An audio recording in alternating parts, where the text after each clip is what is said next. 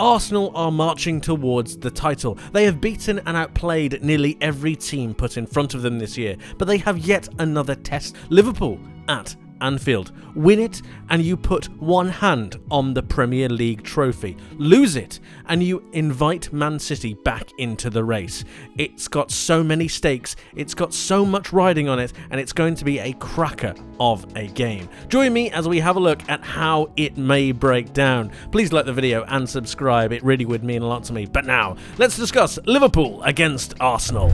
Here we have both sides. We have Liverpool on the left and we have Arsenal on the right. Liverpool have made a couple of changes in this lineup after their midweek game. We have Virgil van Dijk, Trent Alexander-Arnold, Harvey Elliott and Cody Gakpo coming back into the side. Cody Gakpo in particular playing that Roberto Firmino role to try and link up with the likes of Darwin Núñez and Mo Salah, but we'll get to that in just a moment. As for the Arsenal side of things, we have Ben White, Rob Holding, who is probably the only big question mark going into this side. How fit is William Saliba? We're not actually quite sure yet, and considering how important this game is, you would imagine that Mikel Arteta would take all the time in the world to try and get him fit. Gabriel, Zinchenko, a midfield three of Odegaard, Partey and Xhaka. We've seen this all before, haven't we? Martinelli, Jesus and Bukayo Saka.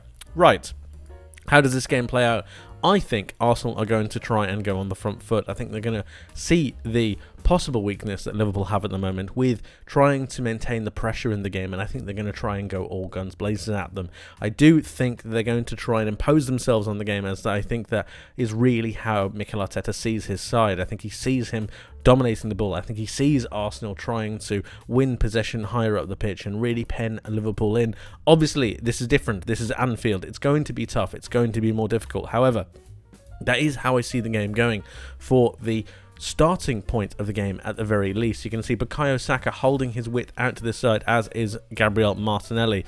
This is going to allow for the spreading of play. The wideness is going to be able to just stretch Liverpool that little bit more. We know that Martin Odegaard likes to take up these positions here. Gabriel Jesus occupying the likes of Virgil van Dijk, Fabinho and Ibrahima Konate.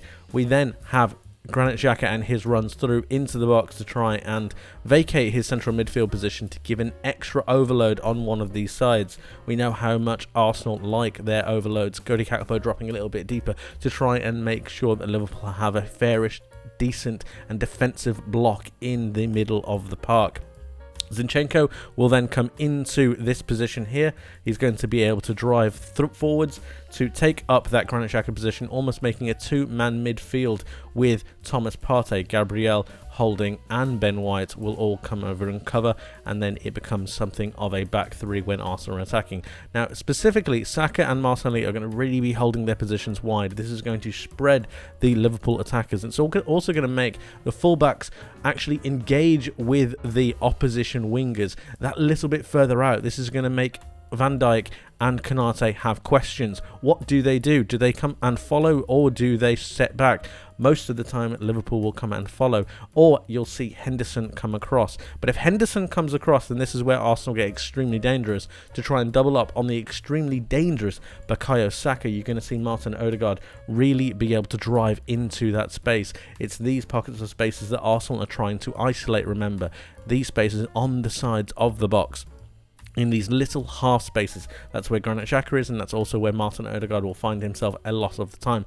Or he'll be waiting for runs from Bukayo Saka with a little 1-2, playing crosses into the box from the byline, making sure that Gabriel Jesus, although he is not exactly the most goal-scoring of strikers, he is still amazing and his work rate is fantastic, and it gets him into these positions more often than not. His tenacity and his versatility when it comes to playing across the front, I think, is going to be extremely valuable, and that is how Arsenal are going to really try to dominate and pen Liverpool in. Remember, Thomas Partey and Zinchenko are going to be shuffling across to try and recycle possession and make sure that Liverpool can't get out. But when they do get out, you're going to have Ben White and Gabriel being under a lot of pressure.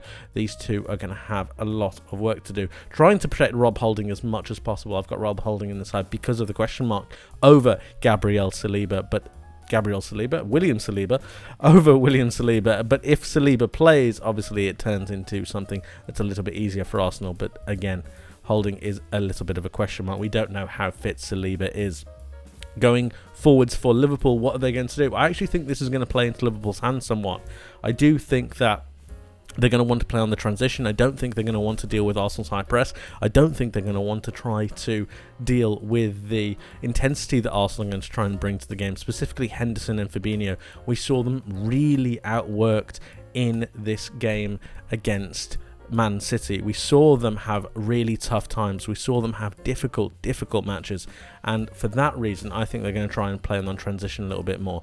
When I spoke about Robertson and Henderson and really engaging with Bukayo Saka, I didn't mention Mo Salah or Darwin Núñez on either side, and that's because I think they're going to try and cheat. I think they're going to see the space in behind or on the sides of the likes of Gabriel and Ben White, and they're going to try and isolate that and occupy that. They know that in the middle of the park, Thomas Partey and Zinchenko are going to be really just holding there to try and play through and recycle possession. However, if Mo Salah can get into these spaces and Darwin Núñez can get into these spaces, it becomes an entirely different ballgame for Liverpool. Watch for Cody Gakpo to try and make those passes, make those runs, and a lot of the time you're going to see Salah trying to isolate Gabriel. He doesn't really want to play against Martinelli, he doesn't really want to play against Zinchenko. What he wants to do is isolate Gabriel in this position, because Gabriel isn't exactly the fastest of players.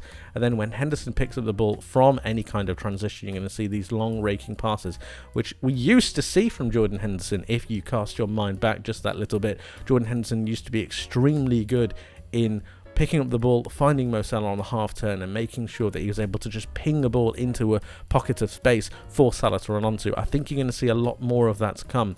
Elliott is going to be able to transition and pick up the ball as well to try and find Salah, and then vice versa.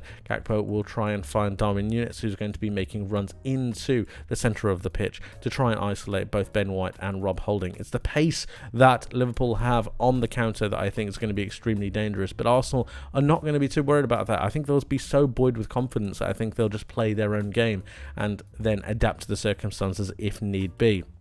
When we think about that midfield battle, that is the most important point. It's Henderson versus Odegaard. It's Fabinho versus the likes of either Gabriel Jesus and Granit Xhaka, and then it's Elliott trying to mark Granit Xhaka when he's in that moving role. How good is Elliott when it comes to defensive work? How good can he be when it comes to tracking players' runs? We know that Xhaka likes to operate in this area, but can Elliott and will Elliott follow him enough times to be able to stop the bombarding runs of a free-flowing Granit Xhaka? And then, of course, you have the dangerous play of Martinelli occupying Trent Alexander-Arnold in a 1v1 situation. He's going to need help. That's where Elliott's going to come in. Elliott is going to need to try to engage Martinelli with Trent Alexander-Arnold as much as possible. Fabinho then being this holding, sitting midfielder, making sure that nothing else comes across, perhaps even drifting across to make sure that Granit Xhaka doesn't get anywhere near as far forward as he wants to. How do I see this game going? It's going to be a tough one for Liverpool, I'm not going to lie. However, I do think Anfield makes things just completely different. I think that Liverpool are a different animal at Anfield, and they are a completely different proposition. Will Arsenal still have it in their own heads that they can't beat Liverpool at Anfield? This is one of the major mental tests that Arsenal still have to go through, and that's partially one of the reasons why I believe that Arsenal are going to try and dominate possession, to try and prove to themselves over anything else that they have the opportunity and they have the belief in themselves to be able to beat a side like Liverpool, especially at Anfield, where anything can happen. It's going to be a very, very interesting game, but how do I see it playing out? I think that Liverpool are going to stay firm. I think they're going to stay firm and stay steady, and I do think that Liverpool are going to get either a win or a draw here. I think the power and pace of Darwin Núñez once he comes back into the side with a vengeance. We haven't seen him in full flow yet, and I do think if he gets the chance to run at a Ben White, or if Salah gets the chance to run at a Gabriel, I do think Arsenal are going to be a little bit vulnerable. And remember, if William Saliba is not playing, this is the crucial point here. If William Saliba is not playing, you can make sure that it's going to be a more difficult time for Arsenal, because Saliba is just amazing at the moment. Rob Holding is not that player, obviously, and they're going to want to be able to protect him as much as possible, but sometimes you can't do that, and we know the pace and the danger of Mo Salah and Darwin Núñez. Cody Gakpo also getting forward as well. If they can muster up that kind of performance that they had against Manchester United, or in a couple of performances like they had against the first leg against Real Madrid in the first half, Liverpool are still dangerous. They still have the option, and I don't think they're going to want to go down without a fight, which means that you're going to see leadership from Henderson, leadership from Robertson, driving the team forwards, and it's all about that transitional play for me, making sure that Núñez and Salah get on the ball. Arsenal are going to try and dominate. Liverpool are going to have their backs against the wall, but that's when they are at their very best. I see Liverpool taking something out of this game and thwarting that Arsenal parade. That's it for today, guys. Thank you ever so much for watching. I hope you enjoyed. If you did, please leave the video with a like and subscribe if you haven't for more content like this coming very soon. Make sure you hit that notification bell as well. You don't want to miss what's coming up in the near future. And let me know your thoughts in the comment section below on who is winning this game. Is it Arsenal or is it Liverpool? And tell me why. I would love to hear from you. But like I said, that's it from me for today. Thank you ever so much for watching. I hope you have a wonderful rest of your day. I hope you have a wonderful rest of your week. And I hope to see you in the next one. But until then, my friends, take care of yourselves and bye-bye.